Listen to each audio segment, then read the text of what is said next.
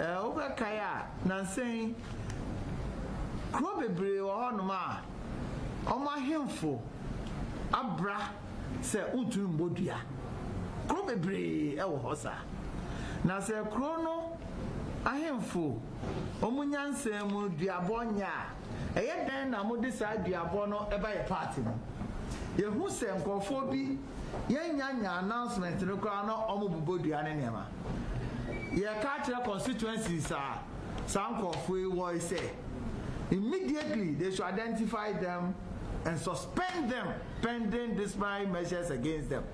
So me man na watche so manya ye be fi national ha and the region I identify nkofo no a suspend them.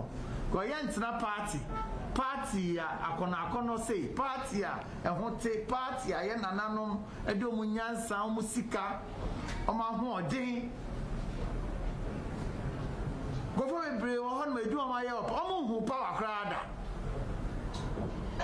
na o ma ye na ye abeto so a na bibi ni na wonte ho ase a na duabo e na obo na me bo mpa ese sa duabo no eye eduma na nke eye eduma kasa nkofo na ebo dua accusing nkofo wrongly no say abusu ni so mo so di asem gansem no ebe call mo so ebi esi ye constituency elections polling station we ewo senya kaswa report aminya omuko bodua na jombo edu na say bebrewu nkofo na bodua ami na meti hai because ejuma me here no enya me personal ejuma na me list ya me kan akira mu nkofo bebrewu ha me nam for kro mu ni list mu me nam for pa makwara maso nensa yeah abranti madam for pa no our director of administration and finance of this party oh yes our contest with Tiwa East party ne hwe ye nua ba wo ho deputy finance minister Juma o ye ne niam ya ka kire ne se mon contest ujidi se ne dana na in the interest of the party no waje atomo gusu a o ye Juma ma party no na adan na bibini na se ye ka enye ye personal niam na ye because political party yet say be winning power na ye majority e wo parliament iti eno ho adwuma ene ebia endu so ene ebia ya agyewantum but china no be here no oniema obeye ene responses to party decision because party no so mra kire say we a party ni a e was say publicly oje party decisions etum na ye party decisions that enye nipa baako na eye e bia meti ha nipa baako na me announce so the decision a seven mpanyinfo throughout the country president ka ho vice president ka ho it is a o kiki gensi decision I taken na ka ho say o kiki gensi president o kiki gensi vice president o kiki gensi mpanyinfo a omotra say e take his decision to divert attention we can say yen you could let my vote count alliance yeni ye chita for SRT Jumedia are calling for a new voters register a free 2013-14 ya 19 until be abedri ene day na sebia brewo yi puma kwan mu a yen soso ye de ya no disem ebetudwa efa voters register yi ho edudo na atwen ahwe yenim ache ese adan na mo a mo ne won a edi kan eka asemi ekoba nyina afi mo yedi kakra Niti otwemu ani say yesterday the first thing Justice VCRC Crab Committee report abra ye calling for new register in 2014-15 na EC set up committee ni findings awon de ba ye ni say nipa 600,000 won ewura won di eda so wo se mi tremu ani kire se me papa ya o mensa o da o mensa mampum a wewu dada ni di ewo register ni When aba adwo manu ananka ono so te atani atawo nkoko se me no ka sei se bi wo free mu a wonya ne baby ko ono so din da so register ni still ye da so se register yi e ye krojin ye ba from ye be hu se Britain penimfo a won ka amanya e ma ye sika me de hwe ya bato so no woni peni a na oda Ghana no ese Ghana voters register no 52% of Ghanaians in Kwa natural within a bro half of the population. Let's say a register no a bro so be or ha emuchemu edu. Our register is bloated by 10% of the total value. Let's say over 1.3 million Ghanaians and one bro register neso. Let's say was see hwehwem enye Ghana for and abetcho within. Now what share sanima we na let's say a register no and you may be wom. Kese pa etoso miensa a ade a yegina so dey call for voters register foforo eye bre twemu no eye ye nuaberema Abu Ramadan asem ode call court kese pa Supreme Court ebu aye say won a edi National Health Insurance card ebe tro woni di enya voters register ni nyina no enye kwan paso woni faye na me gina court obi na tadio sorry oye electoral commissioner and the lawyer e ka say my lord nipa ne do so pa woni bro 4 million. And a court nika chen say poyi woni nyina din free mu eno ne ma ye pass constitutional instrument CI 91 na ye de amend CI 72 ye de to aba I mean ye de ye voters register for 2012 and that day ye yisa enyema kese ni say nyina free ho a the creation of 6 new regions ama electoral commission no nene ye any the dwumadie a ye friend coding system of regions coding system of districts, newly created districts biano. Ye creating new district, ye creating new region no. We share voter ID card ne so 7-digit code ne was no. Assessant. It is a new voters register. Obi biara ID card de kita no. Ubedu police station was a wokoto abano. It's as ye creating new region, every region muntino. Now code no assessant. The kita on the card de kita no. It will be rendered hopeless because the kita on the code any the way is in the central system no. It's say when the EC through a constitutional instrument, a creative new regions no, 6 new regions no, 81 districts. 81 districts no, new electoral areas. New electoral areas no also gave birth to new police stations. The Electoral Commission of Ghana and I know you too, but na police station near by 29,000. And then East in that Gazette 33,000 police stations. I de Kotuaba. It's a new police station became code on ID card de kita inina assessor. It's a young new register year. Nipa be 7 million. And nada ya Kotuaba no. Woni di waba to the from wenim. Nanko you ne beba yukrumano. It's way any one of the newest and most dangerous reasoner is 1,000 Ghanaians apa hokora and now one kita voters ID card a fake. Mo be bisase ye den ye hu say ye fake. Ye researchers ehwehwe mu a eko hu say oko bank na uyi voters ID card kire say oko withdraw sika oko cash checker. Bank no oko kokoa mu na won kobo egu system ni mu a na wona connect ya ko EC central base. No wona bisase ID card number so and so. E wo mo system ni mu ana na EC na respondo eni system ni mu. Ne kire say mu konya sa voter ID card wo he. Anka kan no na ebinu madwen ne say ye be new registration na old voter ID card ne kita yen.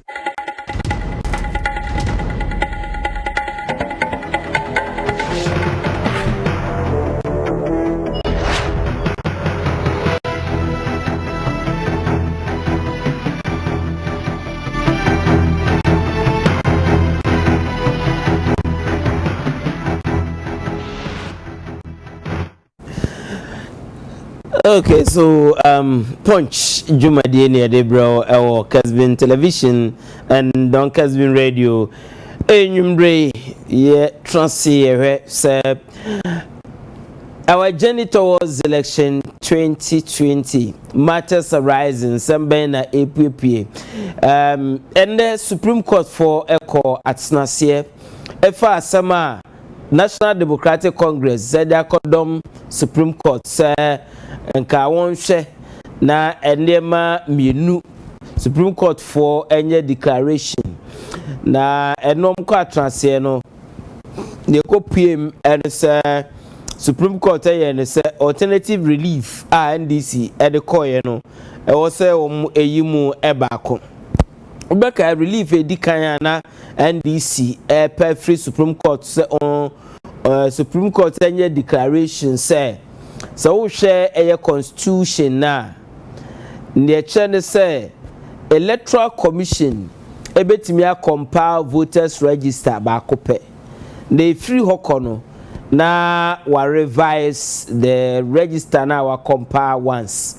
Etina the NDC argument is electoral commission after so be compile the first voters register no subsequent register bia no ebeye revised version of the first register. Etina ke voter register somewhere in 1993 or baby if you work ba na ke ntimi nya new voters register na ebeye ne say na ka electoral commission ebe revise etina the NDC kano the Supreme Court edge to mananka all the new registers are after the first register in no na enkebe null and void any embrano ebobra nene tosobi no and say NDC say electoral commission in shaya waye say aba ana say din try ye betro eye nansan no say electoral commission say passports any national identification card and obeje ana say nipa mienu ebe vouch ama wono eno everywhere untumi emfa the existing voters ID card kra wo enko say no eneye adanse ana sa danse di ana se krata wugina so eda akotro wudi na NDC say sa na mo electoral commission A2 say oma kwan anaza oma kwanya say yede ID card horse CA no ebeka eniema na ye gye emra kwan so say yede betro di na no so so tietia emra enti Supreme Court nhye electoral commission na onfa eye voters ID card enka ho enne ne kopie me say Supreme Court say untumi emfa nema mienu we say yenye we yensanye we nti ubechusu emu baako a ubepese yebeye ho adwuma amawo NDC for lawyers ne party no keka omutibo momo ye ne say okay relief 1 ana say asema edikan a omode kodom Supreme Court say Supreme Court and declare say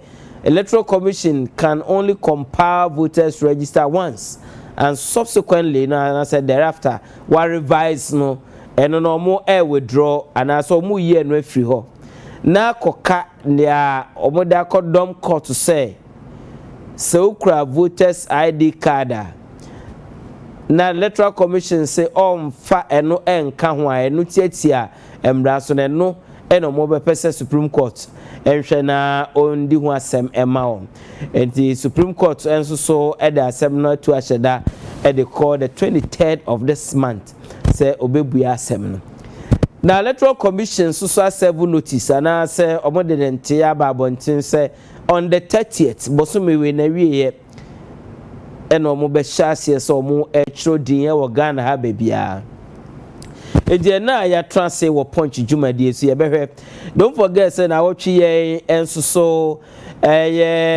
brother and constitutional instrument CI electoral commission at the court to emrasha badwam say edi enafua mako aduonu baako 21 days na ya withdraw na amateur into law no say abeye mra a wo Ghana ha members of parliament eto so aba majority no edi nkunim enti abeye mra wo Ghana ha say electoral commission share say yede only passport any national ID card any 2 people ember vouch for you no eno na se see ye mbra yede kwa akoye sa new registration no until say Supreme Court ebeba beka asembia ebema ensachaye aba saadie ho until sa time no de se see ye ye wo hoi embra wo Ghana se see parliament aja tuma abeye mbra ne say yes start say ye voters new voters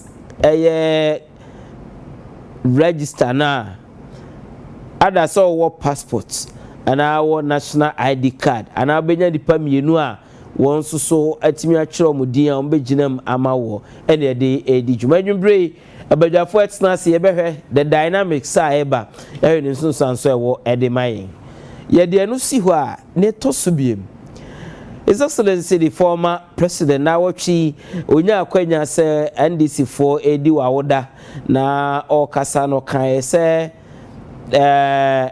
omunim se ye nhihye se ebekọ akoto aba na electoral commission na muntu a otu no se ba se ye koto aba na abano anko yie a fraud elections me sa na mekanisa anko yie a enya ade a NDC for ebeje saaba no atomo. Now Ghana for be bisa se fraud election no ene de wo hen aba no so ko participate wie ne to wie na ulusu aye den no atene ran say fraud election wonyintum de to so biem Ghana for bisa so wonyintum a His Excellency President Akufo-Addo abra na oye opposition leader ana or pre 2012 or to aba no gidi ye say anko se ne openo no ko Supreme Court nti ene ye twa sa de ato say ye to aba na we ni nyi ho ofre ne fraud o so ofre ne den yo court and also do any eche ebi nso susu say NDC prepare na chitafo adwen say aba no se ye to na ya nweni aye nyintum ene ene besi well that's an issue for discussion and na ye transfer nwumbre e punch jumadi so ye behwe sansemi na ya kan ya hwede nsusanso ayewo the my also former president John Dramani Mahama kasa yi na say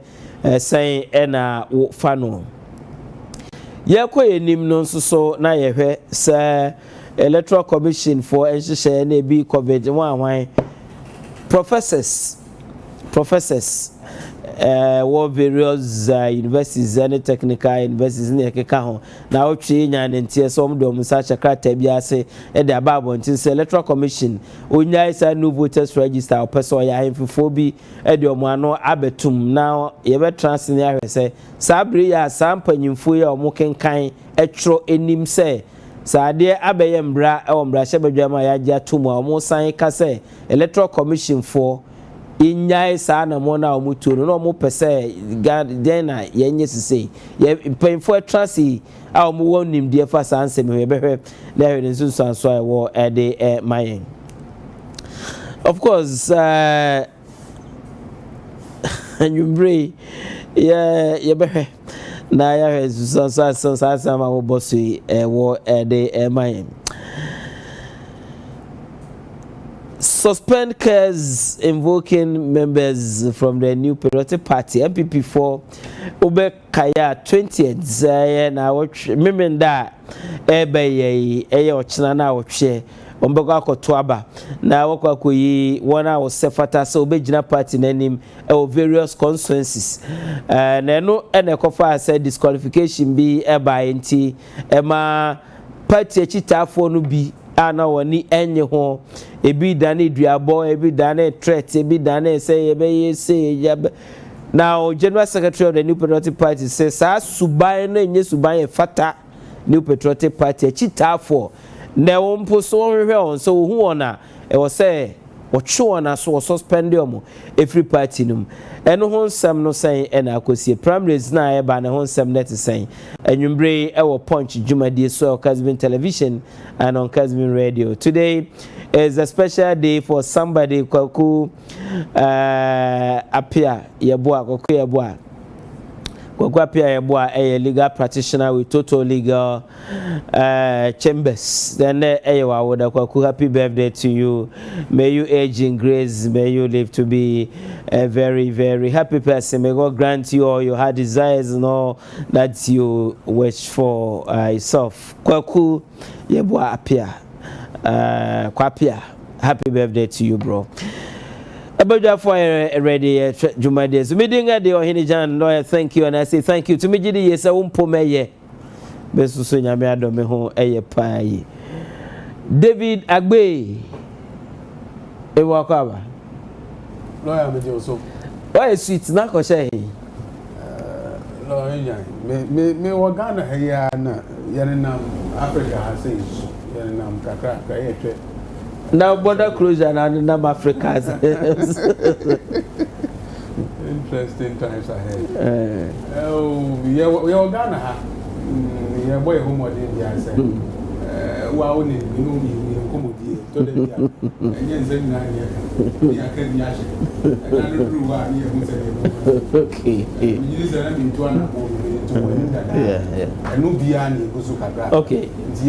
Now, acquiring knowledge is acquisition of knowledge is very, very important.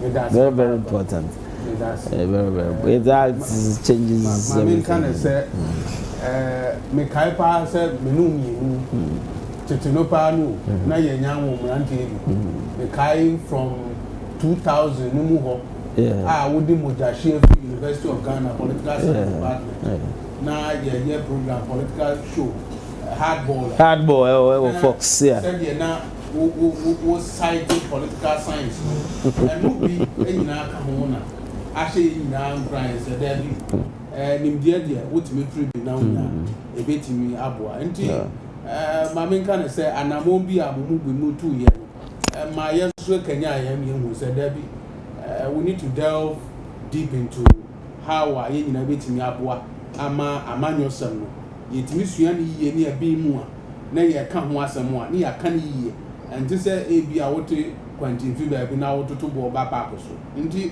said ya wo kan ye no acquisition of knowledge no etimi eboa ma o man empuntu osuso eko animu titiri so de boa o man a etimi enya nsunsu aso so ma o man no okay now and Mejidi is who follow their course so the Supreme Court, the highest court of the land. Now aseme copy ho the National Democratic Congress this about to hon sensem electoral commission for they say yen Ghana for my asodie constitution na ewo amayen tumi no wawo yen no amayen tumi no wa mayen asodie say yen na yen compile voters register na yen revise voters register as and when was here revise na yen hwe say ye be conduct public elections na you be declare results of the elections then the keka you be educate public on sa and them any ho keka ho nya enti anamo a osusu se otu a ebe boa 2027 December election then say you be new voters register na be new voters register amra no say e wo so ye nhihye de koto mra hye bedwafo anim na say and the fear do no back 21 days bibia nsi an withdraw e de ana abaye mbra na akire pefe say aba ye koto no hyehyɛ ye da ho no say ABCDE then no e de koba say electoral commission ye nhyehyɛ de komra hye bedwam no e won ko hia say osusu say so also we new voters register pa there now say there wo no problems. Now so obi bio kra ID card ye the man say previous register ni din wom no say on sign emphasize card no embra there and na nye new voters register na wo because virtually no obi bio kra card no sign ba now sign through ni there old register na the new names be ebe kan ho it is also person new voters register part there you have to exclude the voters ID card passport is okay. National West African card is that one is also okay.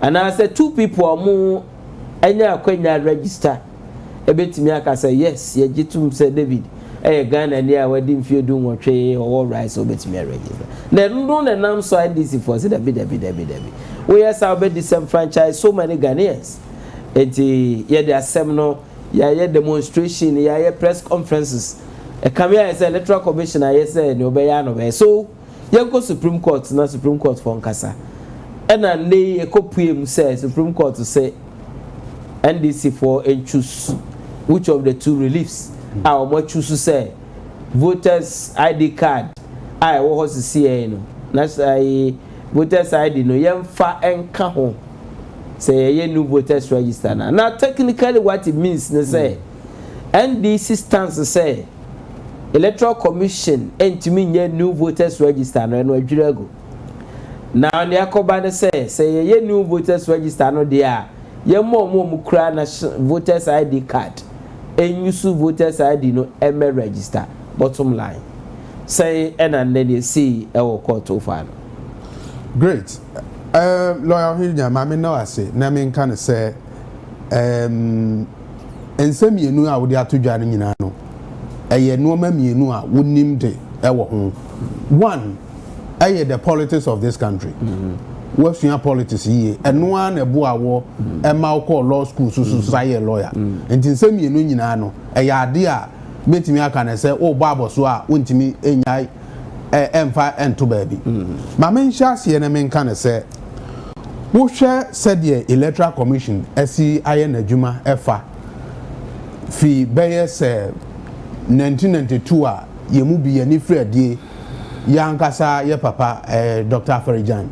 I am happy to say, I cited him in my thesis. Okay. In academic thesis, he is an intellectual. Who shared the coin of fast so SCA and the politics, and said you say, it's young woman, you moving, we are proud of him. It's one of the economic gurus we have. Very good. And to Usha 1992, ABC 2012, were ye electoral commissioner, no?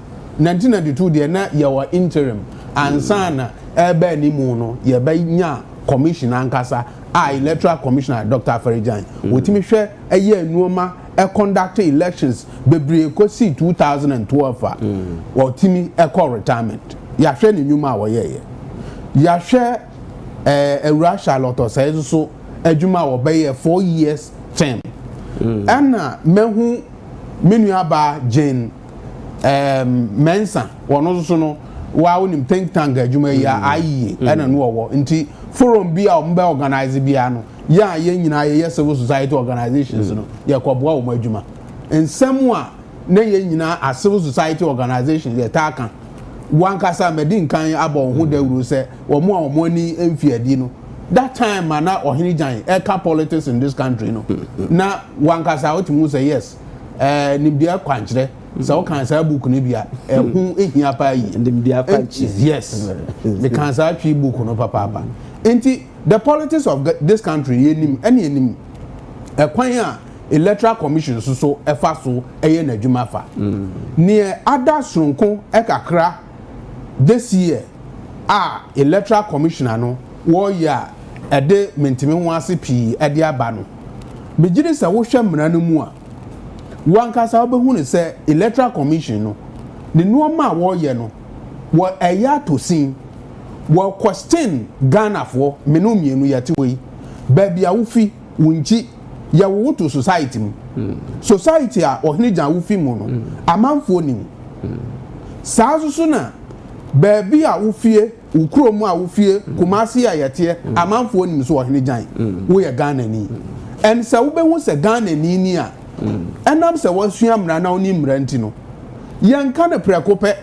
ese asemasi wonye Ghana ni wei eye Ghana ni in public administration ayesua yes say asem echechire so na ede eni ha ne ede ba o man mu a ade ba akope na wo hwe eye the constitution of the state and the constitution of the state no and they define who is a citizen of that country enti wo hwe ye 1992 constitution mu a article 42 me say what can ye pa thoroughly what citizenship obi a wo ye Ghana ni enya se timamuni o the Ghana ni yes timamuni di obetimi afrikro fufuro bi so o man fufuro bi so no aba but 1992 constitution no e kire obi a wo ye Ghana ni a wo kire se obi a ya wo na ha na wanya mfie edu enwotwe anase eboroso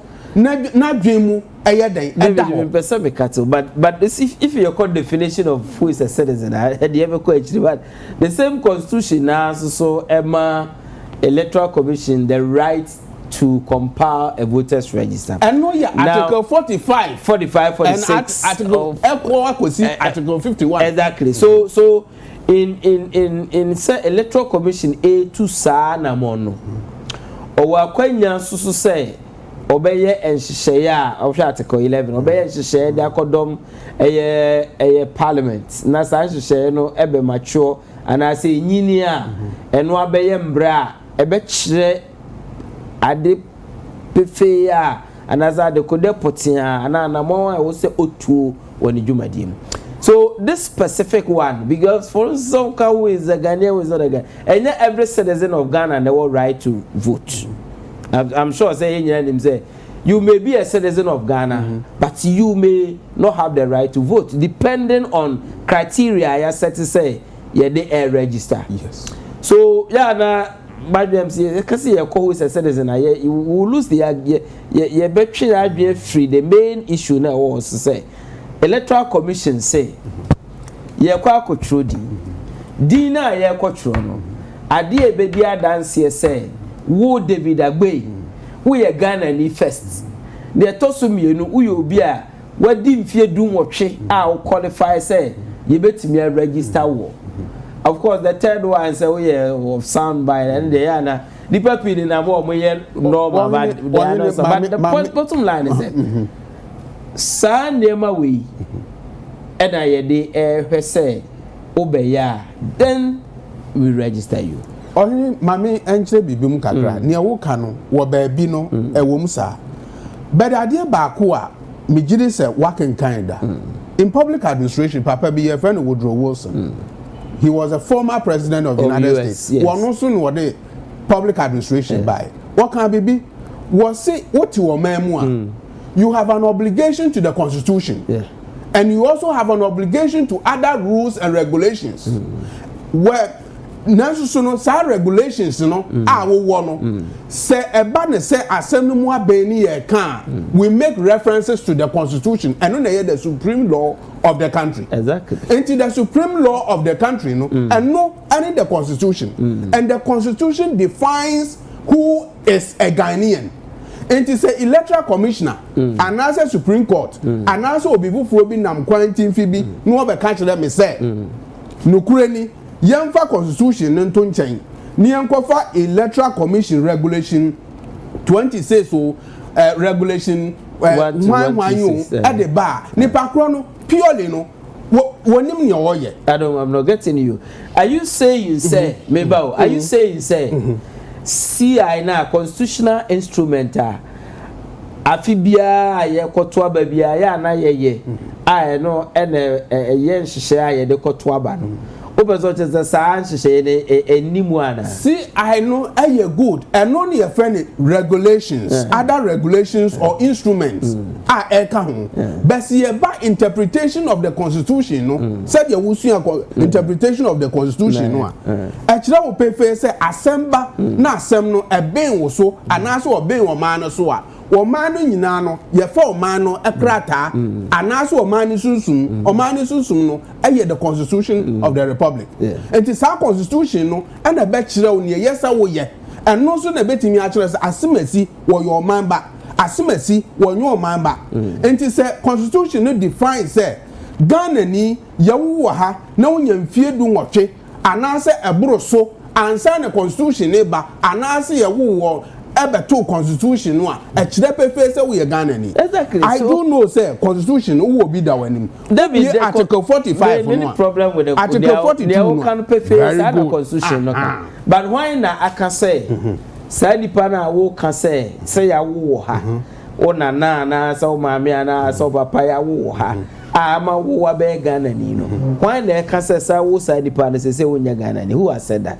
Wonim near atie nie say electoral commission no what then share dey ba san share no and your friend regulations no and say other the constitutional instrument one what they eba sa constitutional instrument no any sa CI no a new CI no na no ebranda no amateur 21 days say no aba be yemra. Yes, and make sure say aba be yemra de nanso so no enya no and determine who is a Ghanaian.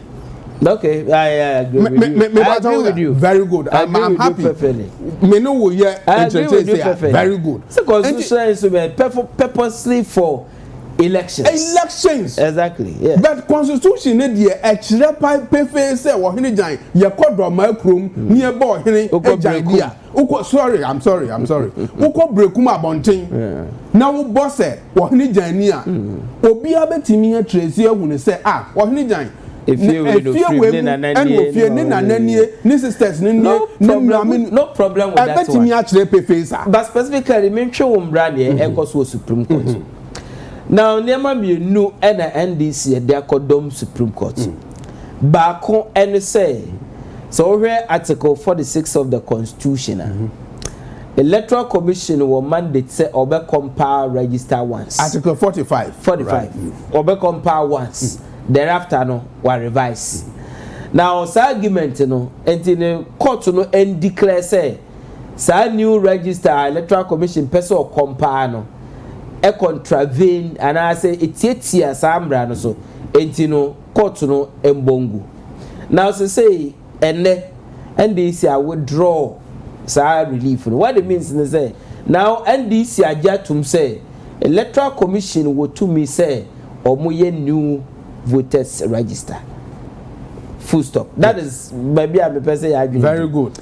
Now the second one say see a new one na obi okra national ID card obi okra passport and I see I no man akwanya say otumi register NDC for say yemfa obi okra voters ID card see emeka ho that is to say ade Supreme Court call a transfer 23rd oko decide say obi okra voters ID card see o akwanya say obetumi dia kono register no ana say oni akwanya I mean very simple, very good, very simple argument,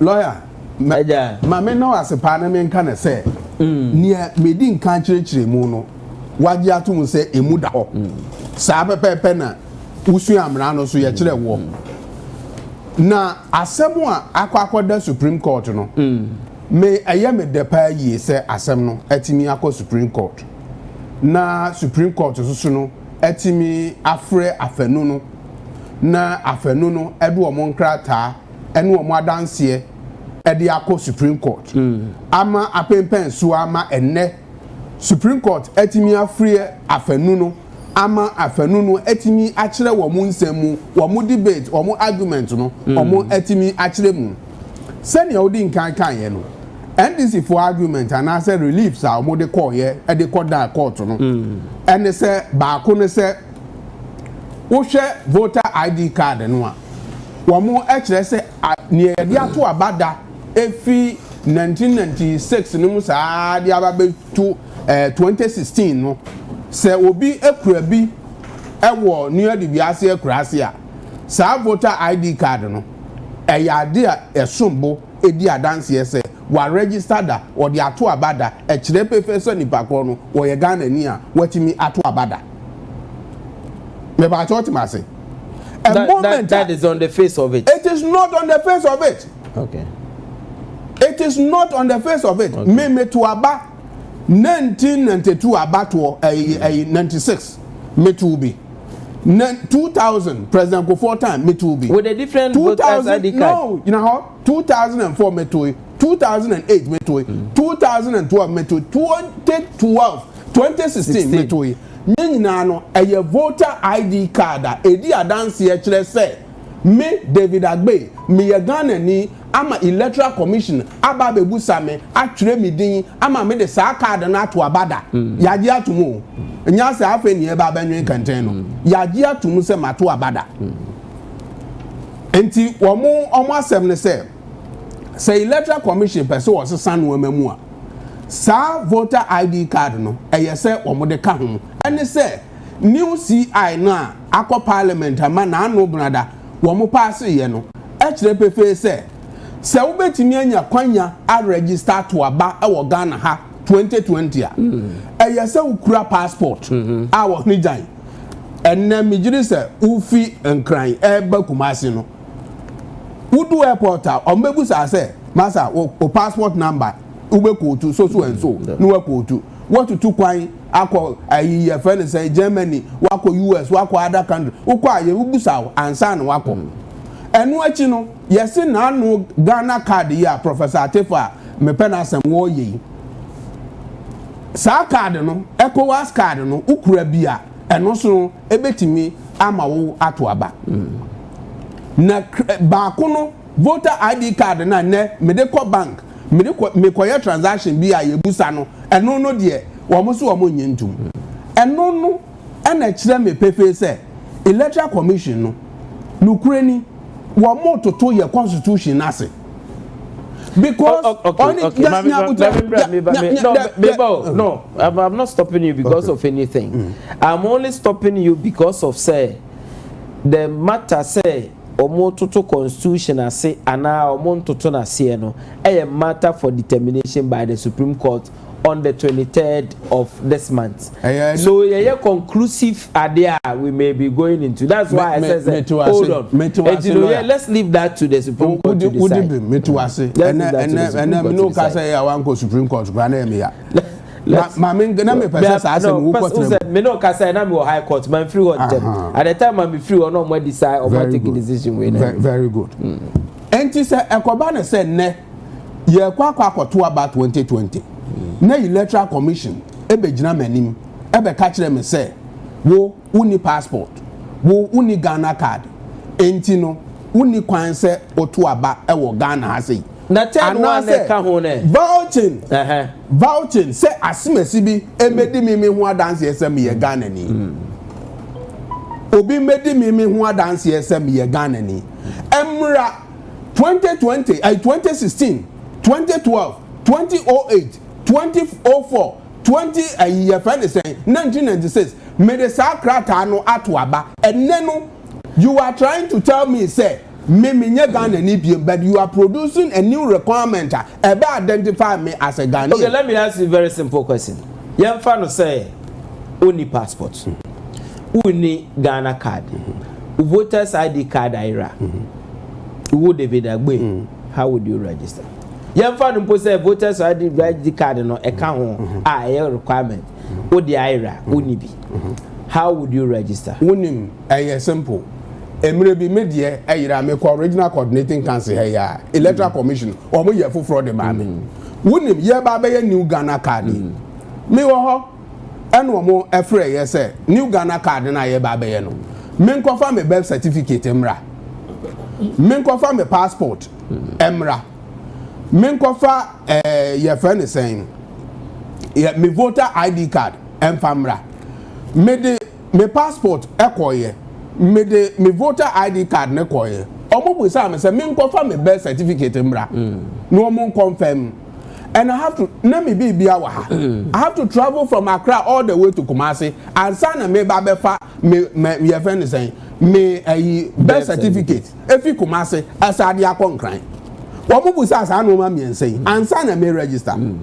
ba benya Ghana card and na some panyimfo no ba be ka kire me say ena die se me to aba na se menya kwanya to aba sa voter ID card no enka ho bi and I ask myself say can me try letter the ama Professor Atefa say one for me birth certificate no me voter ID card no for me because se menya passport e say me de me nanu ya na me ko renew me passport me ko renew almost me fa me birth cert emfamra me de me birth cert ne ko ye our digital center ansa na me nya me passport di etu kwan until now over catch them say okay hold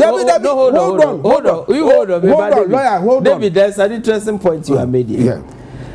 Despite the fact say who David Agbe who crack passport issued by the Immigration Service of Ghana. A valid passport. The only way they say expire. It was issued by Ministry of Foreign Affairs. Ministry of Foreign Affairs. By the Ghana Immigration Service for in collaboration on their behalf. Now, who create that passport? So ordinary, with data no be bia or why say only David Agbe. But you are telling Obi Bia or Show Sabri say, of course I will call you renewal. Almost sign can say kofa wo birth certificate ebra ansana omo renew e de ama o de ntia wonim new passport law na omo eyeye no omo reverse akọ 10 years wonim say 5 years ansana na say omo sa de kọ 10 years into omo ese je say ye birth certificate no ebe attach why omo je ye a digital center. Okay. Me ankasa why wouldn't say so because you of are the kind of reinforcing the facts the facts so crowd voters current voters ID card we in itself no any conclusive say and yes any conclusive may say sa three requirement no omu sa me passport omu sa me voter ID omu ma me be fa me birth certificate that was for the card. Yes. For the card now you have the card. Yes. So what once you have your card it means you can register. And no, I me makasa. I'm a lucky boy in town. Obi a what tear near the biase me papa a crass here. I want no with your woman in a card or any voter ID card. Only passport voter ID card. Voter ID card. Me and Kasana me call ye, and me call board the rule. I want me papa crass. I catch a minuanum and you say. So when you're quiet to me actually what you say. As you may see, and our person will do so. Nanado. Our ye Ghana, ye man penny, and yes, will do so. And also, former president Mahama, and they do so. And yes, so to me register. Now, we vote and son or Motomasi. Very good. So, I'm register. I'm register. I could voters ID card. And the end of medical show say. Omo Ghana for omo qualify a register me crass ya call ya entina me say obia ohene me busa how were they registered and me say you are born into a community so and the community knows you better than so any other person can vouch for you. The community no who ye nkasa me papa ma the community vouch for and your community may say you are born into a community. So and community no amount for new. Okay. Say we are Ghanaian. Okay. Say we are Togo ni. No, no. But I said they know so you are Ghanaian. We are Ghanaian. So obi a yawo no kura no ye Nigeria ni no. Yetime degi na se hu ni say asimesi na say well understood. So omo ye then register in your card. Why you share why you say you are friends Kofi Agbe. Omo share there. Wokọ anu wakọ akojina ho. Ye busa ayibia. Wokọ ya wakọ akojo asa lie. Eni e busa. E fa. O say. Hey.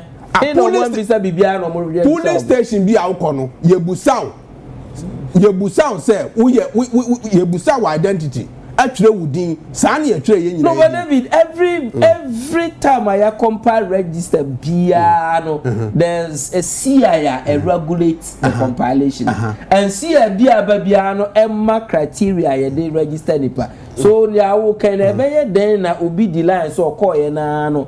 Ye mbisa ni bibia ye so e we ni ma and yes, it is based on the law. It is based on the Constitution of the Republic of Ghana. And the Constitution stipulates that once you are Ghanaian. Okay, I'll come back to you. Let me because you are a lawyer. And I'm saying, sir, you cannot walk to the law court without knowing your Constitution. And the Constitution and the Chile paper say, wait. No problem. No problem. He doesn't even deserve to be. No problem. I'll come back to you, David. Just take it easy, relax. And you will be catching out say, Kofa passport, Kofa Ghana card, bra, and sana, Wababe Trewudi. I mean, what is the person trying to before tell I leave you, who call Ghana card? So, Nana we need birth set. And now we need passports. And now we need voters ID card. And ka omo be register. Na se nko register wa de na nke be ma omo ahwe so as the next way I be register. No kureni because say me call ye. Fine. So your community now. Community aname one. Community aname one. Wa unim say it is an intellectual community. Enti na me wo me card. First no meaning say we a student you can use your student ID card pra enti make call me student ID nyina ka ho o mo gi student ID no mo dey ato baby yes o wo passport and am dey buy yes o for voter ID card am dey buy yes o birth cert wen na me say me birth cert there me kumase ni akoda enti e wo kumase yeah so kwafabra one fan ma enye you know Ghana card ne yenye ma ana mtumrika efo card na mba kumase ba tasoma so na mba fa ma de ensana me kwa me these are the requirements omubu saye e ma me di produce ye enti now ba be catch them let's abota ID card na me pese ye address a one advert o my point is say Setama na ye voters ID card. Ye new voters register. Setama na ye Ghana card. There were Ghanaians na wo mu ni sa documents, source documents are not ye requesting. There were so many Ghanaians omu ni birth set. Omu ni passport. Omu ni sa voters ID card ya wo kan bi. And so they were registered as Ghanaians onto the Ghana card system. Sisi aya issue card among. My question is, omo ye den ene tumi nya sa qualification not to be registered? Oh hey, I am sorry. Oh dear, you are a lawyer, and me nim wanye for the past 20 good David, years. I see you don't answer the question, so I'll come back. I am saying, sir, lawyer Hirjan, I don't expect you to ask that question. Why? And they say, nipa krono, when you Ghana niya, you register. A moment I register niya ma voter ID card. Ama wati me edi atu abada. Na ya wo Ghana ha say, ama obi di ho dance say asimesi ye Ghana ni, ama constitution ni di ho dance say. You answer the constitution the person is a Ghanaian. Yes. Okay, Mami ko Mr. Philip. I'll come back to you soon. And I'm happy to say what we did in 1992 constitution. Constitution, they say read it and say I'll come back. Well, I'll come back to you, but note this thing down. Baby man who address it. My point, question now, baby maybe when they say, you for the say na obi kra national health insurance card. And or the source document or they call a register koji voters ID card. And Abu Ramadan and any Mako case in Ubayan, Supreme Court to say national health insurance card and then national card a show citizenship. And you know, would to mean far and no and show say we are Ghanaian. And to be Biana or this national health insurance card that call register Biano.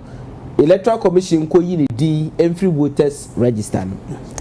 Siamfa say obi the national insurance card ko register and ordinary voters ID card and electoral commission no ma say moment to me and side party na DM free register no and the side party still na okra voters ID card what shows say the person qualified in the first place to be registered as a Ghanaian. Note that. No. I'll come back to you. Just note that. I'll come back to you. But I say David Agbe and I will share no in your brain. David Agbe and I will see no. I will punch. Juma dear so Kessben television and Kessben radio. Me call a opinion Philip Ofori Asante na me mano Akwaba. Obayi me mo Akwaba. Ya me the lawyer. Nambom to say. I don't need to ya do. But who notice a pool no just out the I will smile like just say Oko as contact crowd who you be contest. Congratulations. That's congratulations. Okay. I don't be national so. I don't know so. And then me a Sunday abehme. Yeah. And a minia a free fast minia siama say ultimate contest. Okay. Me chebo no control no park na so. No we give mama me. Me dance nyame insha no. Okay. Okay. Now your brother issue at stake. May your source and then monitor development course with Supreme Court. Very interesting. Now, very interesting. The could do CA from Tuesday. CI no amateur abeye embra. And then Supreme Court so see ho another. Electoral Commission so say 30th of this month. They shall say I compare new voters register.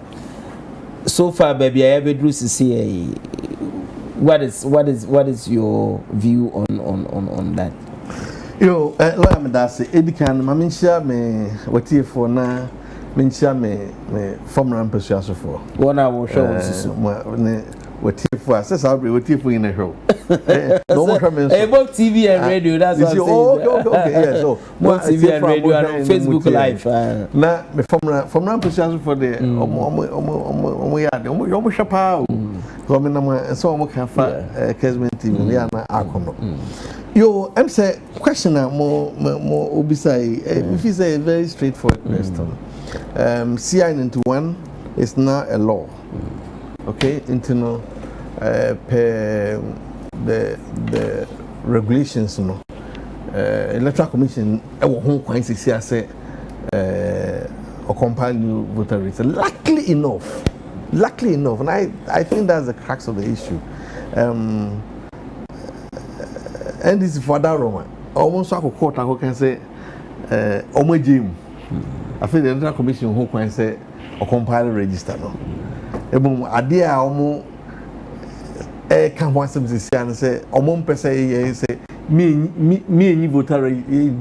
voter register that in film. Yen fan kan ho say eno the adanse so e Ghana ni Voter ID card. So in fact what the Kikambo mo the sum total or the sum of the whole issue we say 30th of June Rami who can say compiling new voter register for the purpose of say the to the election 2020 and TV say the matter is settled Ubekaya the last time I asked by Fushia happened the catcher wants to look Marjoram say you guys you're not listening to yourself na say kamwa mutie mo amasema mo kana masam popa ne say mo new register the Electoral Commission some papa na some ni put ni dia no and say all person in new voter register.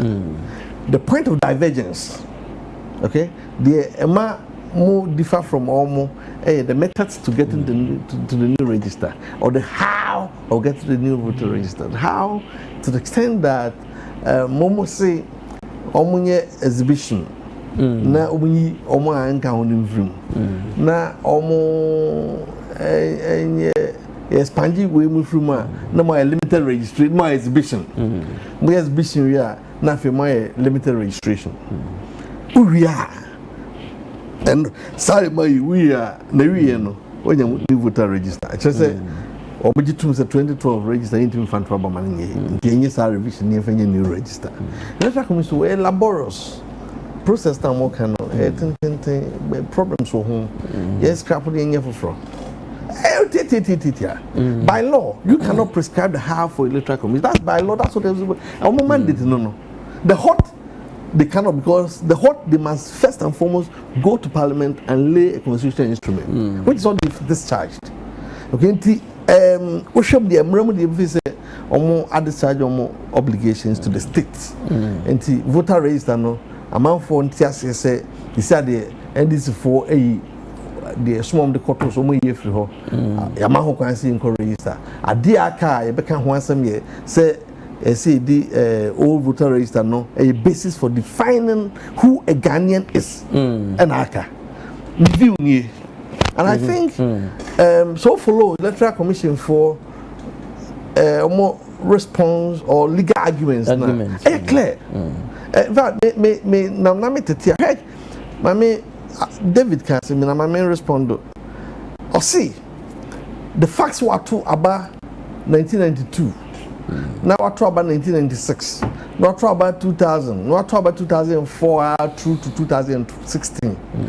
Because for after 1992-96 or the voter ID the two about. Into the facts what they are talking about consistently. No, I be do some dance pay first or Ghana. No, it doesn't mean that. Because at Ghana and the binum acco elections and winning,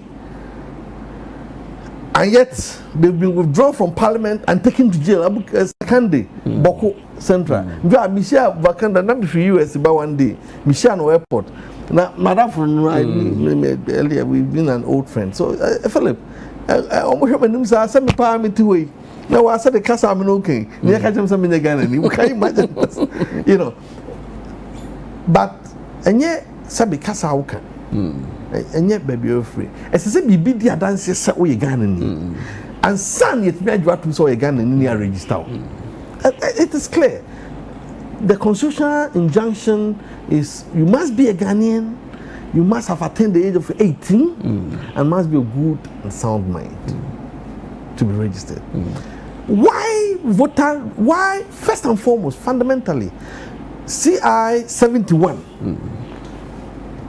I did register 2012 voter register. No, there was no requirement for identification as a Ghanaian. Be paid while it's all the proof so you're Ghanaian. You just walk there and you are registered. Okay? In fact, the voter register, national ID, echo show register, but in actual fact, by law, there was no requirement whatsoever. So proof was your citizenship. It's first and foremost, say basis no. A flawed that if the basis is poisonous, the end product will definitely be poisonous. That's number one. Number two, national health insurance card, no, it's not a national card, it's a geographical card. To the extent that, and that's what I mean by geographical card, Obi Biara or Ghana, so you're Ghana ni, so Azerbaijan ni, and also free Burkina, or who can so register national health insurance. Now tia will say secure so tia now be national ID card. Therefore, say a Jitum Sadia, and I'm sure they will not argue with this. Say a Jitum say geographical card there, that it cannot be a basis for identifying somebody as a Ghanaian. It cannot be, because say in fact Burkina and Nibi to Ghana. Now, by virtue of the fact that Ghana has the opportunity to say or register to go to hospital free into a register, no national ID card. And no man who can say so, and no man who can say uncle register as a Ghanaian and to about Ghana now, there be interest. I don't think in the case of Abu Ramadan versus the Electoral Commission, and I'm not versus the Electoral Commission, no. Supreme Court can't say. Omajatum say national health insurance card and to basis for defining who a Ghanaian is, and therefore the Electoral Commission, you are ordered to go and expunge those from your records. In fact, I'm sorry, who was the lawyer for EC? Averted said that, my lord, there are 4 million of such in the register. Electoral Commission's own admission today say because say almost system no so we say archived, say it's become so difficult to actually isolate the national health insurance card register here. The same thing no almost to me expand those records into the best thing on me here is to scrap the register. It makes sense. Okay. Otherwise, they will be flouting the law, because when the Supreme Court actually says anything, gives a pronouncement, that is the law, and you are obliged to actually follow the law. So what are we arguing? Okay, that bit, let's leave it to the Supreme Court to decide on 23rd. Say whether or not so bikra sa existing voters ID card obetimi you so no as a basis to register to. So the Dimbeko new voters register and now say CI na say CI amateur ya na de be juma say yeah untumi fair no and register. That one on the 23rd of this month the Supreme Court is going to give a verdict on that one. Agreed. Now you can say the BTM. Agreed. But the CA yeah you has the CA 30th of this month. Say bibia sia Electoral Commission will Monday say obe compile a new voters register. Now the idea also say they say be a new register, old wine in a new bottle, and I say be a new wine in a new bottle. Maybe that way because say ekoba say the existing voters ID card ebe qualify wo amwatimi akwa register akotro wudi. Then what we are doing technically is say you pour old wine into a new bottle, because then a old register no and the new people only card bias a fin or 18 any more registered and you do more ever account okay maybe I did futures be account case closed. It would have been a revision of the existing register. Complete. Says the Supreme Court can say no Ukrasa card now untumi fa embe register. That is where we can say compile a new voters register. So we live to see whether 23rd we are going to have a new voters register, a revised register of the existing register, and now we are going to have a new voters register altogether. That is something that we will have to do.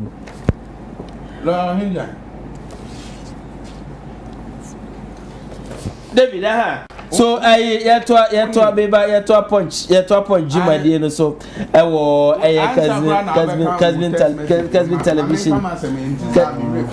Kessben television and on Kessben radio. David mami tio on the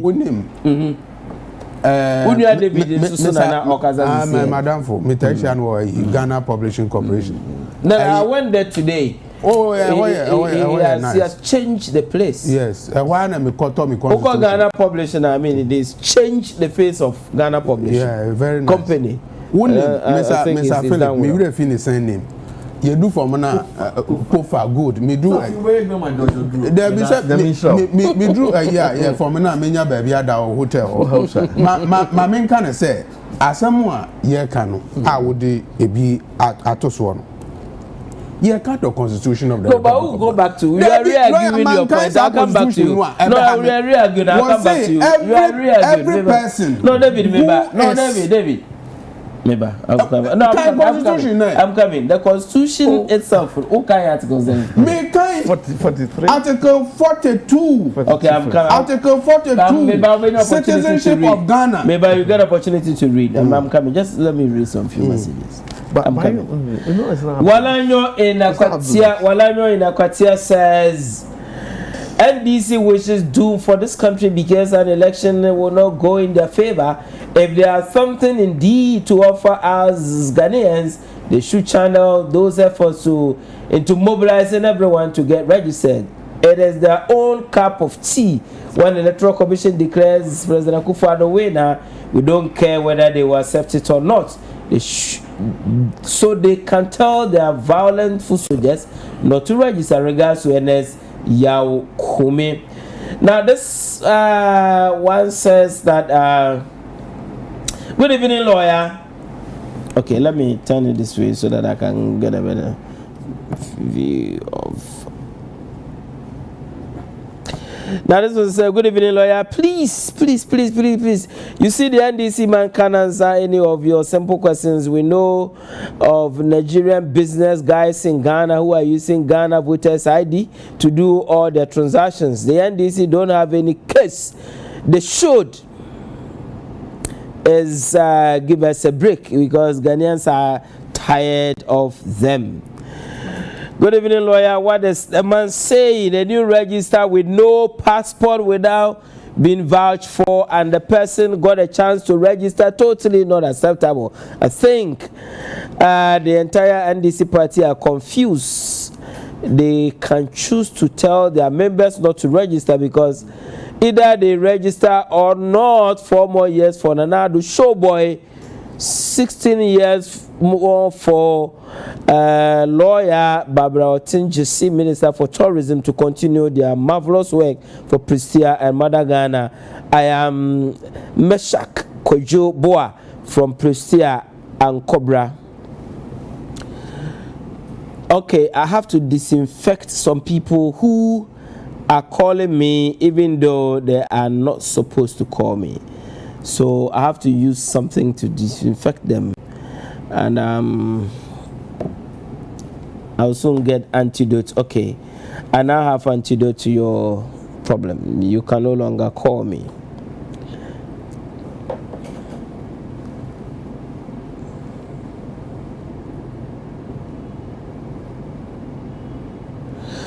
Okay, this man said, please, my name is Mohammed from Upper West. Please, Ohene, not the matter of the new register per se. In my village, about 380 voters.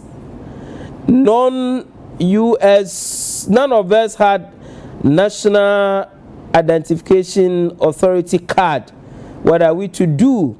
For the greater, okay, they talk about people can guarantee non-Ghanaians. Oh, well, okay. I'm trying to understand the point you are making. Also, about 380 people don't have the national ID card, national, okay, Ghana card, and they don't have passports and they don't have. What they can do, they live in a community. So long as 2 people from the community, are registered, and let me vouch for as many people as they can, and this shouldn't be a problem at all. Lawyer, good evening. I beg ask the NDC man for me. The old votes them out. We have not introduced any person here as an NDC person. David, it seems people know you, so they associate you with anything. What kind of brainer? Ohene, you are doing a great job for Modern Ghana. Please, if the Supreme Court rules for the NDC, will call for a new CI in Parliament for another 21 days from Nana Kwame. Nana Kwame, no. You know Article 11 of the Constitution. You on the first Supreme Court for so Kasana Bayembra. It becomes a case law. So CI now mature. It is the existing now and this is an Bayembra. Supreme Court can say young kofa existing voters ID card and mekawa. And what they say abesasa CI yes technical. So we don't need to go back and lay any constitutional instruments for another 21 days. Oh, as for the 30th, the registration is going on. The bottom line is whether or not we will include. Lawyer, thank you. If new or old voters register, NDC will lose 2020 elections mercilessly from original Shamo leader Obuasi. Well, good evening to you, Shamo Dakojum Nana. They say Nana Bakope, Nana one. Omai and in Emmanuel from Obuasi asks Mr. Agbe for me, those who have attained 18 years without any card, how are they going to be registered? 2 people have to vouch for them. Teacher Constitution Riamuasu says former President Mahama and his NDC should stop threatening EC because their intimidation cannot stop EC from compiling the new voters register. NDC will not come to power again, neither today, tomorrow, nor the next day. This one says, oh, my father, what are you talking about? Please just understand the question that the lawyer is asking you. I am Benjamin Osei Kufuor from Wenchi in the Bono region. Hello, lawyer Ohene Gyan. The MPP man is talking with facts and he knows the topic. Okay. Lawyer, I am Chum Martin Luther King, watching you from Upper West. NDC as a party are confused. They can go to hell. Still, they are going to lose this 2020 election. Good evening, lawyer. I really love this program. Ohene, please, why wouldn't they add birth certificate to it? Because some of us, our Ghana cards are not yet in, and some of our Ghana cards come in different region, which is far from where we are. So please, let our lawyer leaders add birth certificate to it. Please, thanks. I am Bright from Tema. Bright, since it started in 1992, Ebesi Sabri, you use birth certificate as a basis for registration into the voters register. I stand to be corrected. And you know, birth certificate, there's nothing on it which shows, say, oh, for papa there, na age in also no be the challenge wa obi ntimi challenge say nya so birth certificate and show say why you cry no e wa na ye wa, so it cannot be acceptable. Good evening, lawyer. Please tell the ex-president Mahama that democracy, which makes room for self-expression, cannot be overtaken by someone who infringes the right of individuals. 4 more years for Nana.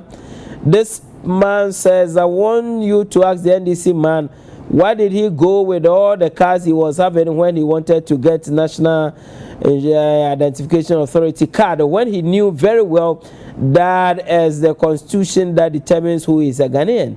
Why didn't he go with the constitution for the National Identification Authority card? Frank Odro from Kumasi. Very interesting question. Good evening, sir. I was in Juabuso constituency in 2016 and saw how the NDC, led by the MP, asked people from the other side of the border to come and register. These people could not speak any Ghanaian language or English, yet they ensured they were registered. Bodi district the following week, when he stopped one of such buses which was conveying the people from crossing into Ghana. Please call a candor for him to deny the secession. That forms the basis of their fear for this removal of the ID. How wicked can you be to your own country? Asiedu Jabuso Nkwantasens as this message. Good evening, Ohene. David knows better. That's why he is running out from such simple questions. Kofi say, okay, David is running from simple logic questions. Okay, personally, I think David is not a social commentator. David is hiding. He should not hide as a party card member of the NDC. Kofi or say, David. People associate you with the NDC, whether you say social commentator or not. NDC should not expect victory from Supreme Court. Mahama should learn something from Nanado, and I'm telling him that Ghana is not going to die. NDC should not expect victory. Okay, this is coming from Evans Amwa Villa Oting Kwanta Santase. Esmonsis Osman Nuhu Elembele says, please NDC allow EC to compile new voters register because we need peace to stay in Ghana. This person is sending us this message 17 minutes ago. He says, teacher Kujo Tepa Anyina Ususo. Even when ex-President Mahama was in power and had all state resources, he experienced the most humiliating polls results. How can he now win when 5 months to the election he has no message for Ghanaians? Greetings to Honorable Suleiman Adamu, the MP for Ahafuano North constituency. Okay, this person says, please can you tell me to take time and talk to lawyer James from Sopong. James, lawyer is reading messages, so you cannot talk to me. Send me a message. Lawyer, thank you. NDC party is confused. Well, you have not added your name. The NDC has now agreed that the EC can compile new voters register. How are they defining the word new? If we are to use the old voters ID card as proof of nationality, does it make it new? Wilson Achemoda want us to know. I am Benik from Sefshi and Tobia. Ohene, please ask Mr. David what he used to register his first voting card. David, your first voter's ID card. They want you to tell them what you use to register. This is just talking without facts. Is he trying to tell us we acquire the current voter's ID without any source document to prove your identity? Adams from Tepa will want to know. Good evening to you, lawyer. You see, the man couldn't answer the question you asked him about the source document he used to register during 1992. Richmond inside Wamfie will want to know. Lawyer, that for the question that you asked the NDC man, God bless you, thank you, from Filippo. From Seben, thank you, lawyer. I'm watching you live at Fomena Adanse. Lawyer, good evening to you. Please let David know that even the constitution is sometimes amended. So what is wrong with the Electoral Commission omitting defeated bloated voters register, which has dead people and foreigners from Asteric Akrokeri 21 minutes ago, Mr. Host, your numerous interjections not to allow NDC rep indicates your unfairness. Japan, Otafo, Japan, thank you very much for your candid opinion. I am doing my best as a host. Good evening to you, lawyer. Please tell the NDC that the EC will go ahead and compile new voters register as their constitutional mandate. They should hack transformer if they wish. Omega inside a sinful jump school. Regards to all proud TESCO members of Methodist College of Education. And 21 minutes ago, even some institutions like SNIT do not need voter ID for new SNIT number, not to talk about EC. I am, okay, Lord G from Barakese. And 22 minutes ago, Lord, good evening to you. Please, is the NDC fighting a losing battle? It looks like they are desperate. Just inform them to leave the EC alone. Condes Bedu from Sefi. Asafu sends us this message. And this was my constituency is over 5,000. And after that, only 154 had a Ghana card. So the question is, how do they register or get a new card? Very simple. Let the 154, once they get registered, continue to vote for people. As simple as that. Lord, thank you. If NDC don't have anything to do, they should come to Agogo to farm. And we will live at Afrisri throughout our life. And we will never thought of getting electricity. But God being so good, lawyer, under your administration, you've been able to lobby for a light extension to Afrisri. My family and I, we are most grateful to you.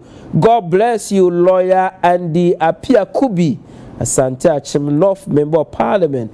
This one is coming from Zero Agogo Asante Achim.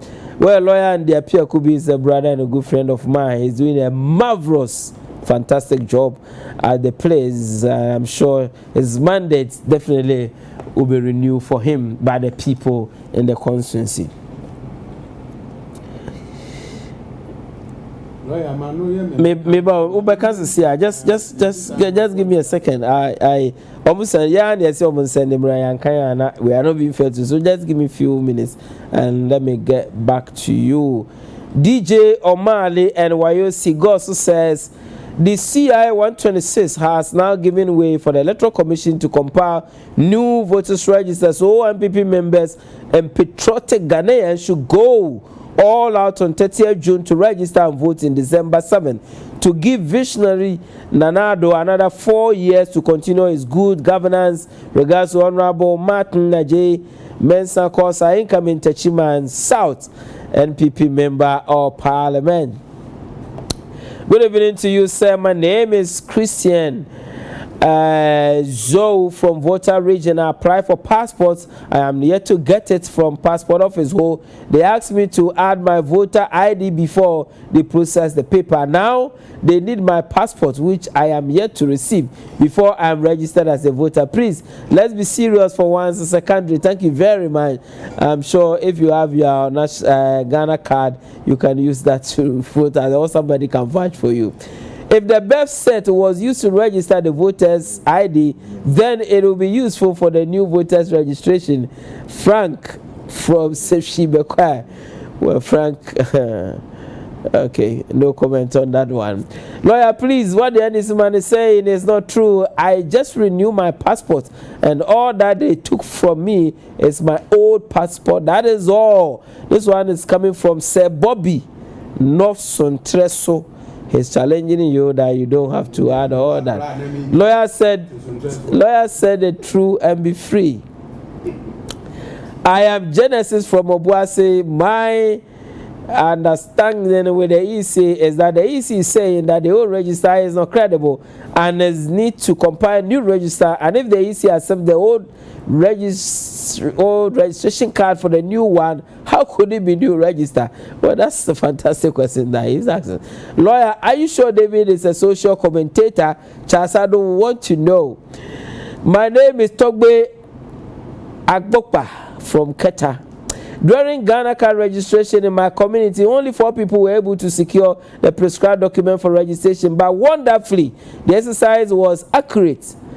After those 4 people got their card because they guarantee for others and it continues.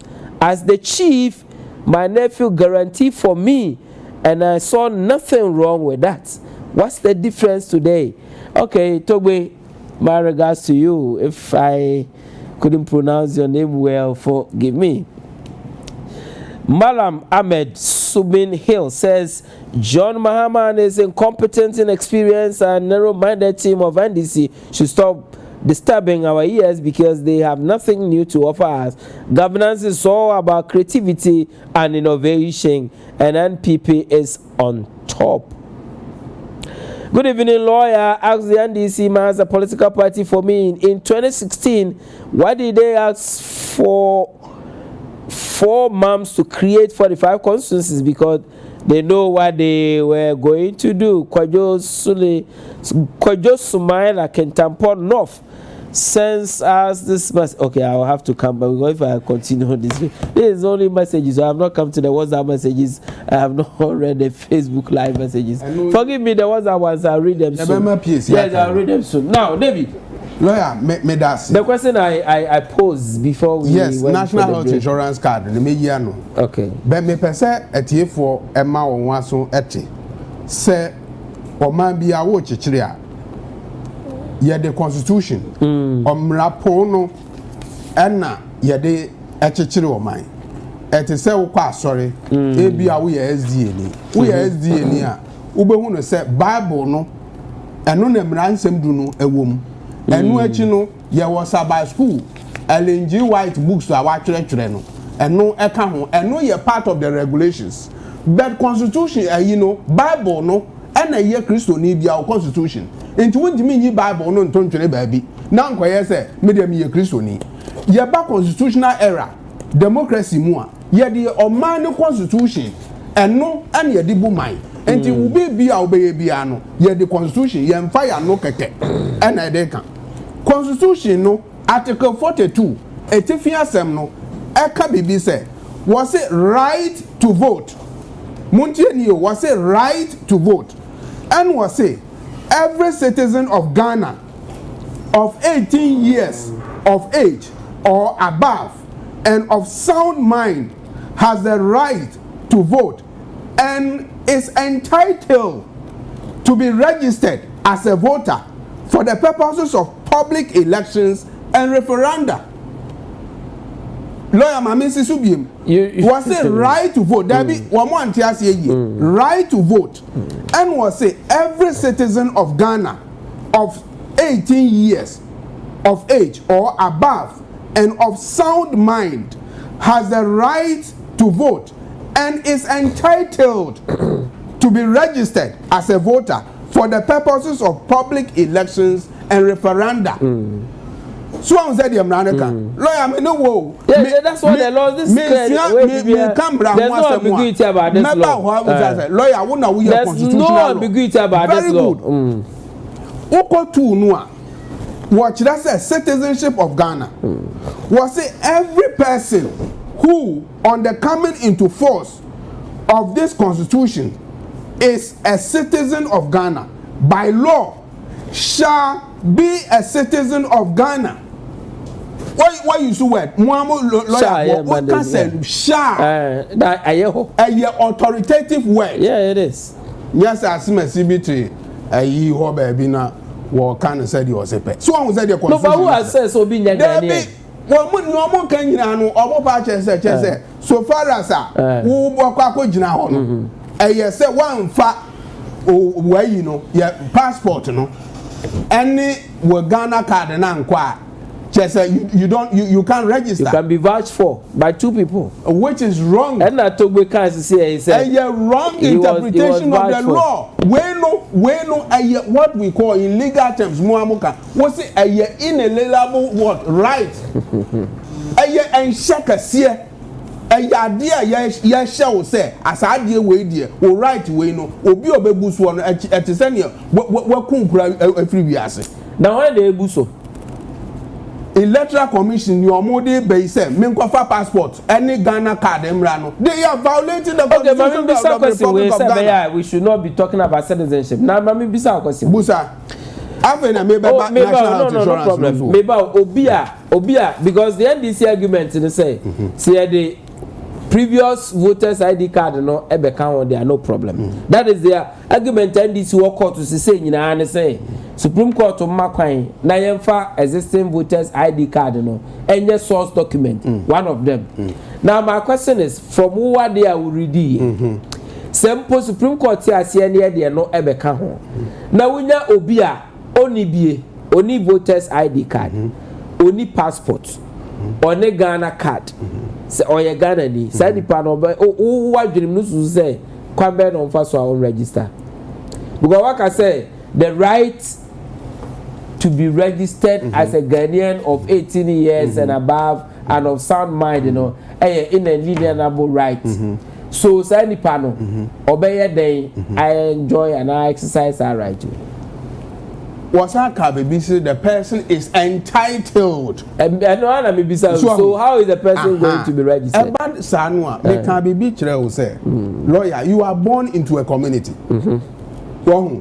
Me yawo me kumase how could be some masia obi e woni me be catch am say aha say any yawo me okay ti wo so sa na obi be papa so sa na exactly for me na obi betimi a say papa we ya be kire na ase akopem 19 ayi exactly e dia ba sa na de ne kire okay enti so obi be catch say fa passport bra fa Ghana card bra ansa ni a kire say we Ghana ni me it doesn't sit well with no, but from the okay what jetum say vouching for no so means ema wo so ye jetum say we Ghanaian and you are entitled to be registered to vote. It is part of what we call regulation. But what say mameba a regulation so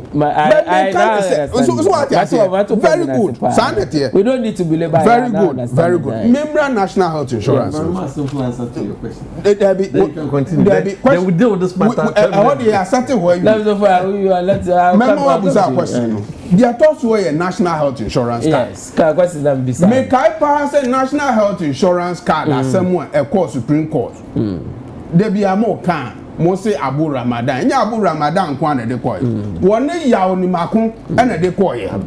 Evans. Wonu wo national organizer de ma MPP and there be director of research and director of elections. Yes, elections. Wo mo mienu na de asem de koy. Na wo de ko du court no.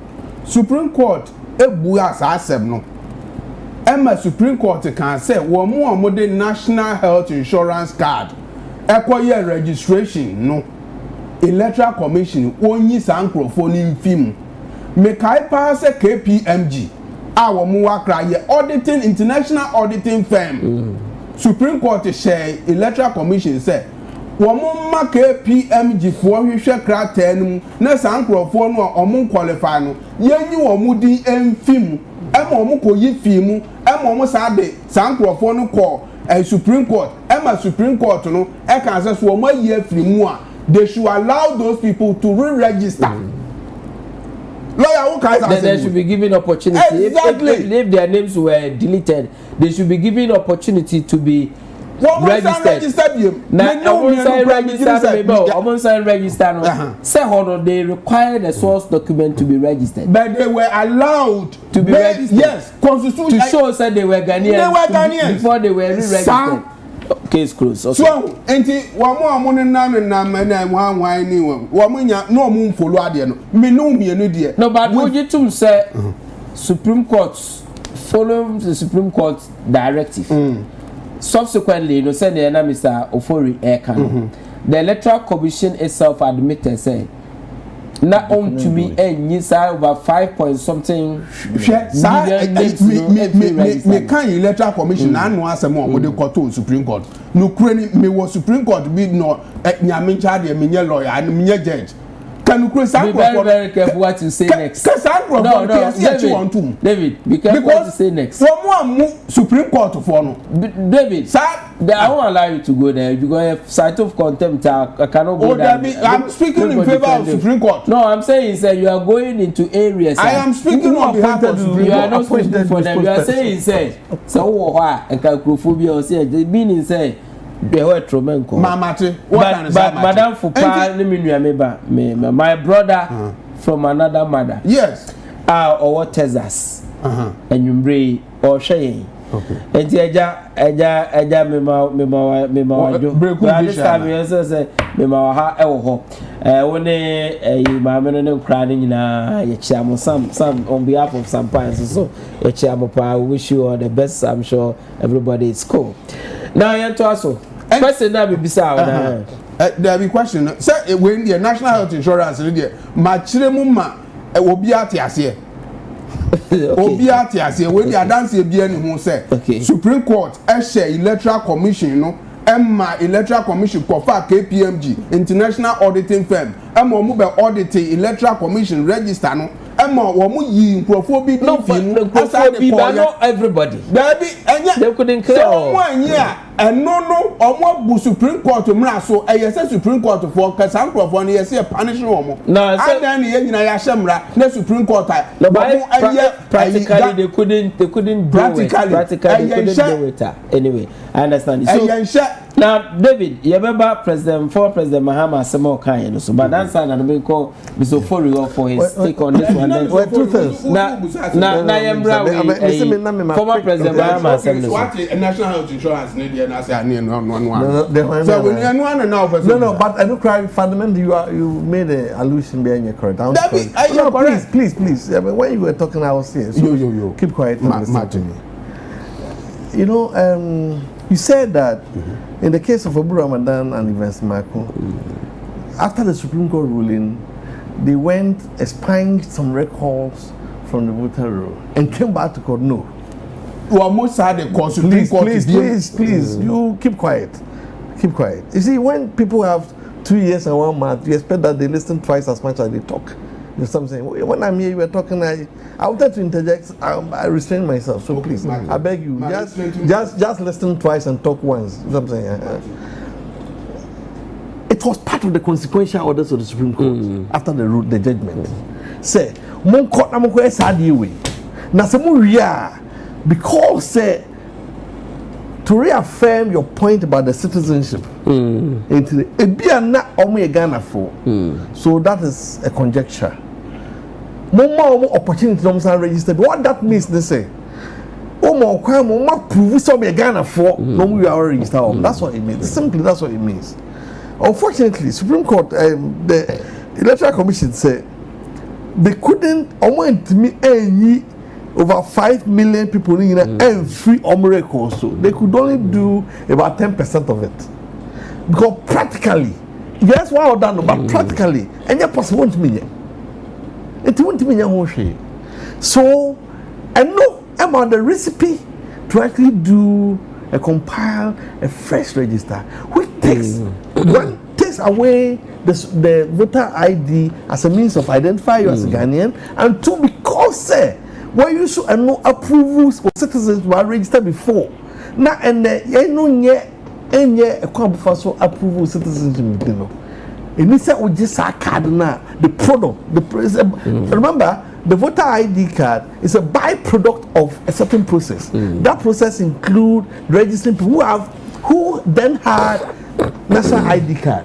It is a what invalidity those who had voter ID card, national ID card, then any product that comes out of it, who is a byproduct of that, it's invalidated. National insurance card. Yeah, absolutely, it's invalidated. It's simple. In fact, there's no argument for that. Okay. And then fundamentally, you read Article 42, A and B, and alluded to the fact that all Ghanaians 18 years and above of sound mind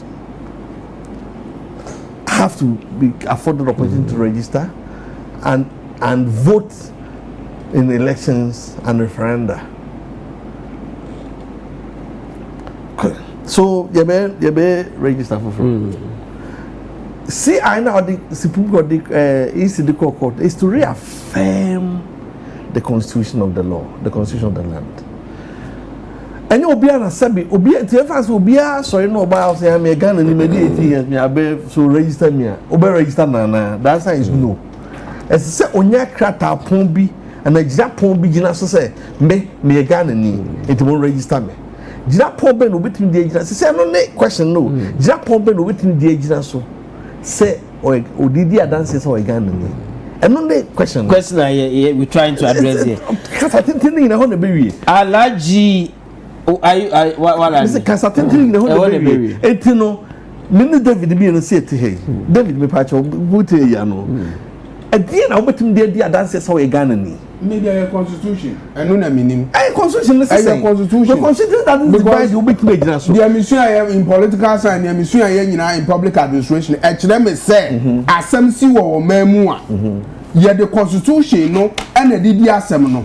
Electoral Commission. See, I know who can ban and no yeah another legislation a year regulation. In public administration, we say when an issue emerge in the country, you have an obligation to the constitution and you have an obligation to other regulations. No, but however, in terms of interpretation, we go into constitutional instruments. But I want us to advert our mind to the fact saying. With the constitution, no babia or the provision in babia or can subject to. Yes.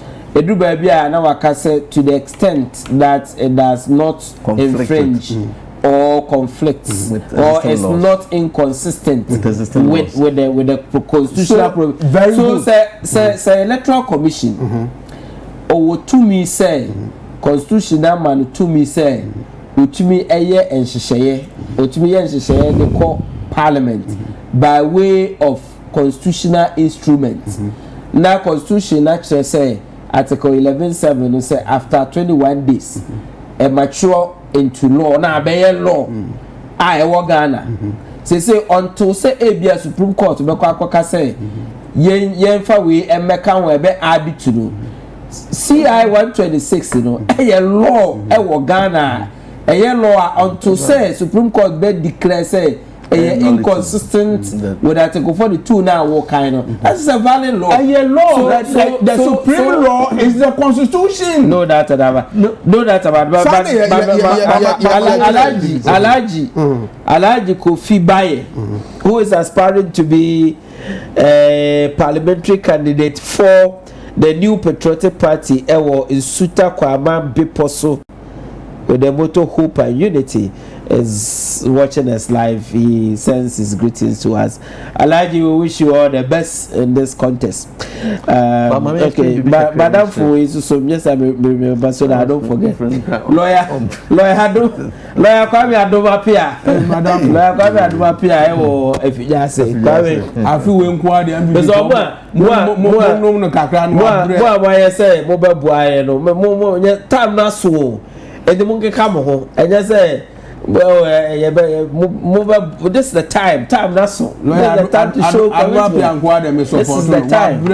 Show commitment to yes. Show some love. Is vote for the party for all this one. George. And President Mahama about Zubat. Bantuma for so Bantuma and so Wache is coming like Kakai, and it's done so well for the people in the Bantuma constituency. I've make a asenso. Fine, maybe you'll be down for, but I'm saying Asensoba may have been part of a team. I work on donation to a hospital or work donate way or blah. He's done so well for the people in the Bantama constituency. So I'm sure he will be rewarded for the hard work, the patience, and the good work that he's doing for the people of Bantama constituency. Okay, so Punch Juma Diedo so Kessben television also ATA or Kessben radio. We're also live on Facebook Live. We'll show you Ghana this shape they share at the right time we mentioned it but yem quickly yem brasema former President Mahama I can give you only maximum 3 minutes to deal with this matter but baby utie papa that's some okay we say one can say you say the okay no can be we use only sounding caution say and tread cautiously and there's nothing wrong with it if you say as a former president want to make say a flawed election may to man the best way to go to Supreme Court there's nothing else you can do because Ghana for see a constitution in some then I'll find your papa kind lawyer pa me pa say me nyina yes I know my way based on your background say who share political science or political science department or University of Ghana Professor Ninsin Amankwah for our mochire kahobi and you know the importance of elections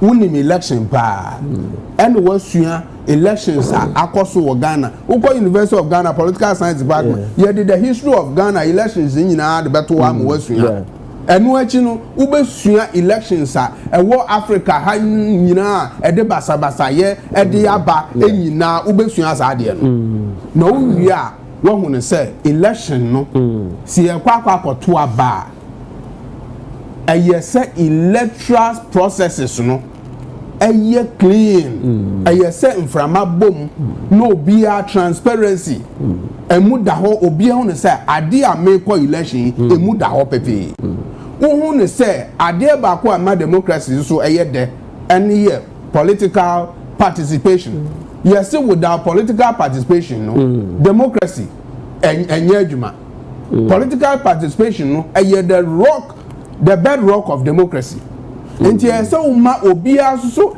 etimi participate emra ni pakro no mrapon no gitu so ya citizen no so etimi participate enti sa wo call election na ekoba ne se election processes and answer electoral system no enye transparent e de basabasa ye e de ba mamenka ba ko unim pa say me wo certificate e kire say Africa have made me monitor elections oh baby I have that certificate I've been trained properly to do all those things enti yenim say elections are esi wa Africa basabasa ye e de abanyina no sa fraud eyina former president Mahama ebodin no e ya de so mbo papa ye madam Fubiti is our tray na fa sa no ma we okay.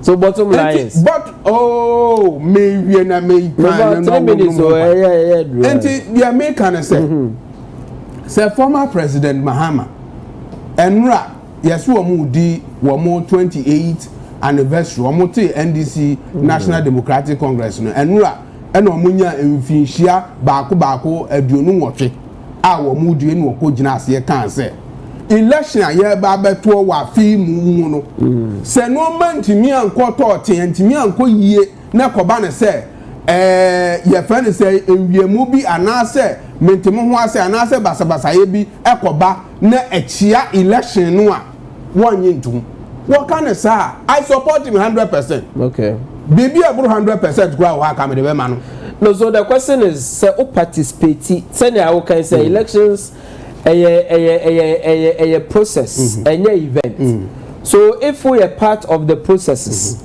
na to send alcohol ball the higher torso coin ya who say we be jira ha ya referee a obedi ni ya obi ade da we ya bo so wa accept to say jira we bobo pitch no so na ya show we there o say me go na to my point is say send the papa no ka say on accept the result of a flawed election now if we can processes now lead to say there no when you bibia ho there's something you can do but to say after you talk you know who accept the results now does it sit well with would you mama fa we kitu me kai 1993 me ko ball penalty kick bi obo asile grace but ye na bi ano the grace post into me ball so ball kakra asemu a o man panyin former president Mahama kan ye ma kire mu ama wankasa wuti ade na se yi enti the make na say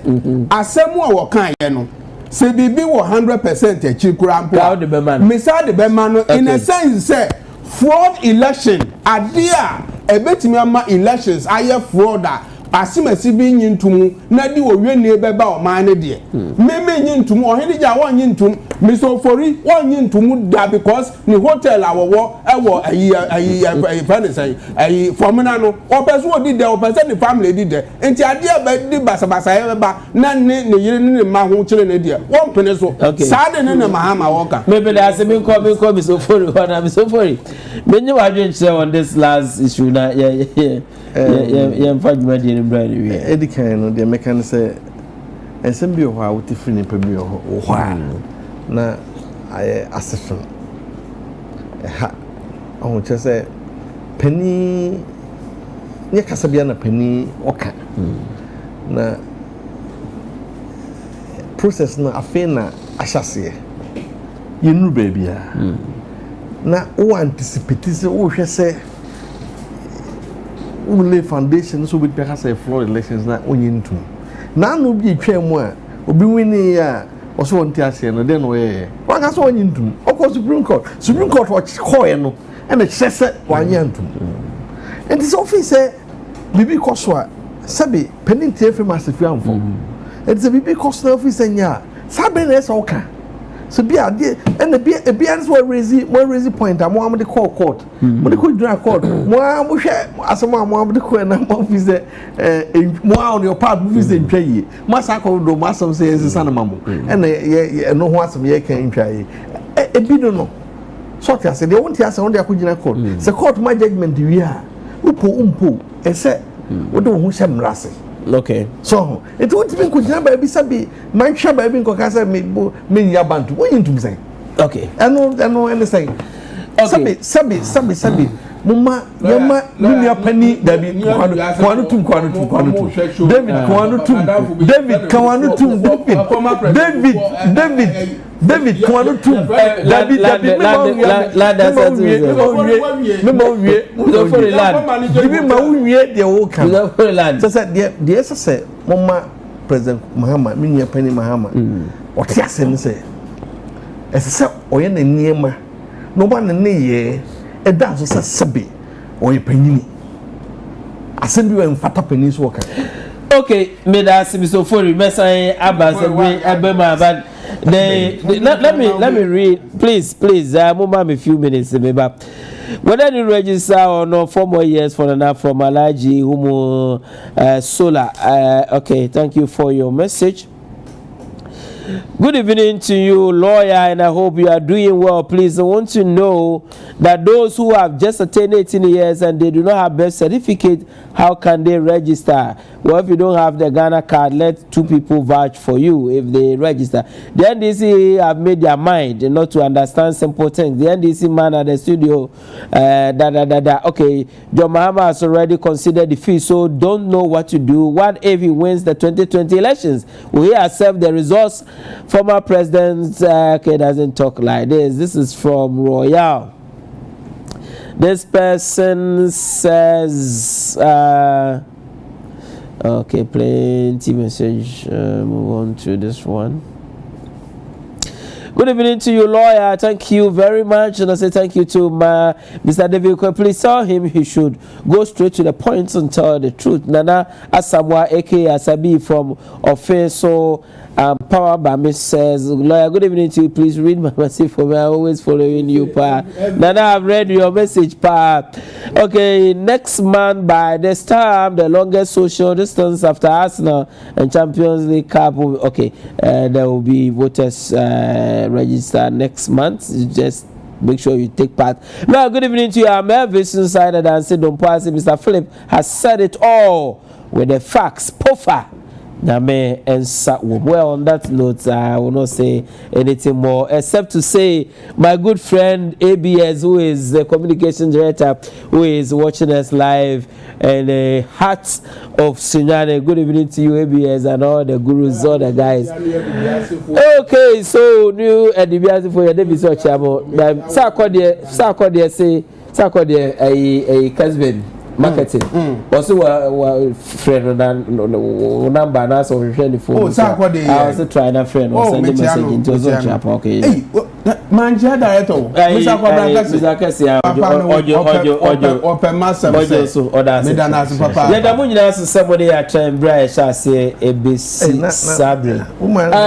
Ufana we too. That's how we see like we have from that consensus for you see that no Moses catch Israel for say munye kom na mo hwe de eba na urade be kwa ma they make catch from that consensus for no say munye kom na mo hwe after 20th nyame sa men catch so be kwa ma mo party Israel Muslim for mu biu o nyina be ka dem tumunya busera ya basa kakai gidi me na won ma ko no edi bia o na ni edi bia for David Agbe sa men kan kira mo say omomadwo na afi we die obeye dwuma ma George Oduru pa Adam kudie aye ne dia oh Oduru de wanya hwe woni edi bia si o okay on that note you drop the curtain